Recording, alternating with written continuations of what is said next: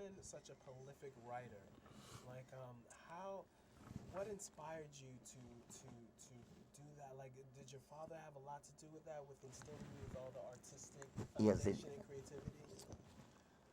exactly right. My father was an avid boxing fan, and he went. We went to fights at least twice a week. Like there were Friday night fights at the Hollywood Legion. It was really a film industry institution Okay. that all the stars and all the directors, everybody was around the ringside at the fights in the Hollywood Legion, and then down at the L.A. Olympic downtown. Right, right. So every night in a week was filled either with previews or fights. I mean, there was something going on every night. Between the previews of the movies he was making, or the fights that we were watching. Well, that's a brilliant idea. That's Yeah. marketing right there. Yes, That's a great yeah. marketing strategy. Yes, it was. And with your writing, did you start with writing stories, creative, like short stories? How did you start Well, cultivating your skills? came very naturally, I think, because my father had started as a writer, and with, he wrote stories very early, and then became an early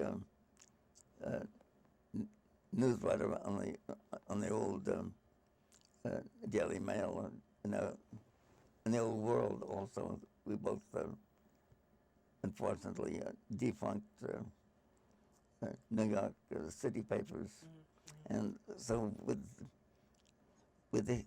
my father's influence, my mother was very literary minded. She wasn't a writer herself, but had been a librarian.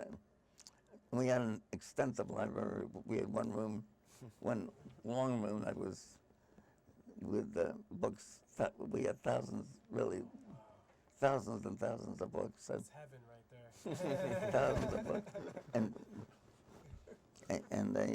we had a professional librarian who would number the way they would be in a regular library, and also very interestingly, Sunday mornings my father would, for about 2 hours every Sunday morning from about 10 to 12, would read the classics to us out loud.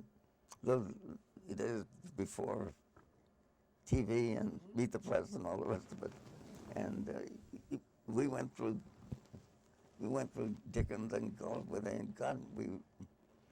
and Dreiser, and we read on and on and on Sunday after Sunday. And that, of course, was very informative and had a big influence on me about it. And then, so I found myself writing when I was 11 or 12. I started writing little short stories, and so I began then, and it's been a steady work ever. Been writing ever since then, I would say. It's just a very natural form for me. I also found in my writing that since I had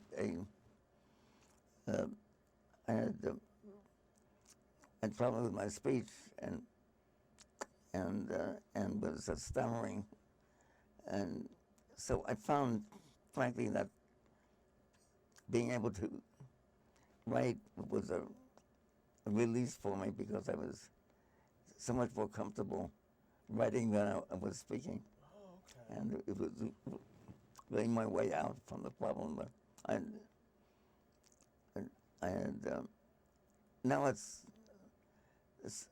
sort of a hesitation that I'm used to and just accept. But earlier, speaking was really a problem for me, and I had a good deal of trouble in school because of that. At L.A., Los Angeles High School, I had real problems because I was not able to express myself Wow, wow. And then verbally. wow. That's always what it's all about. If Mm. there is, people tend to give up and tend to wither away. Yeah, yes. Just if there's It's, a little inkling of adversity. it's to find some other way Right, but it's all to about express. what you did, just being stronger and emphasizing what you did That's right. best, and Exactly. you've blessed all of us with your work. Ask you about the first time you received a paycheck for writing. Tell the audience about that Well, project, that experience. yeah. I'm not sure, as I look back, if it was really a check or a cash. Okay, sorry. And it was not